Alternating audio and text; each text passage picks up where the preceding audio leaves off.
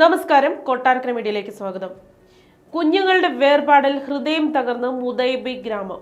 10-നും 15-നും ഇടയിൽ പ്രായമുള്ള 10 കുരുന്നു ജീവനുകളാണ് മഴ ദുരന്തത്തിൽ പൊലിഞ്ഞുപോയത്.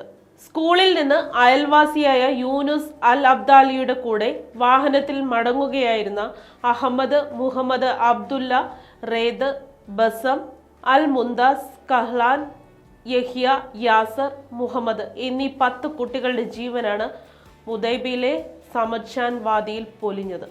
10-നും 15-നും ഇടയിൽ പ്രായമുള്ളവരാണ് ഇവർ. അപകടത്തിൽ രക്ഷപ്പെട്ട കാർ ഓടിച്ചിരുന്ന യൂനിസ് അൽ അബ്ദാലി ദുരന്തത്തിന്റെ ആഘാതത്തിൽ നിന്ന് ഇനിയും വിട്ടുമാറിയിട്ടില്ല.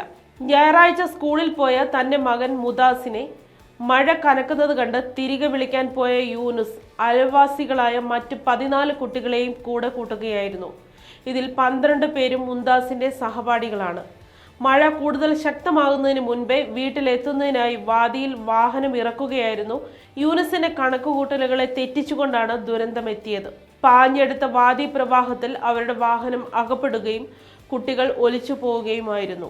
ശക്തമായ ഒഴുക്കിൽപ്പെട്ട ഡ്രൈവറെയും ഒരു വിദ്യാർത്ഥിയെയും 600 മീറ്റർ ദൂരത്ത് നിന്ന് റോയൽ ഒമാൻ പോലീസ് വ്യോമസേന ഇബ്ര ആശുപത്രിയിലേക്ക് മാറ്റി.